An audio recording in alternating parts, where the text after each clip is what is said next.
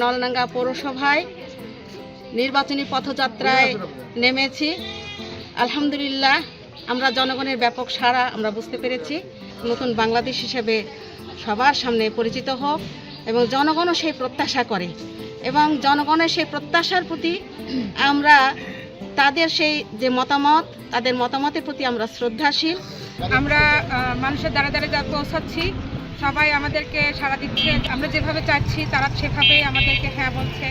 আমরা দাঁড়িপাল্লা ইনশাল্লাহ জিতবে। সততার সাথে, নিষ্ঠার সাথে জনগণ যেন নির্বাচনে ভোট কেন্দ্রে যেতে পারে, কোনো রকমের কারচুপি, কোনো সন্ত্রাস এগুলোর যেন প্রশ্রয় না দেয়।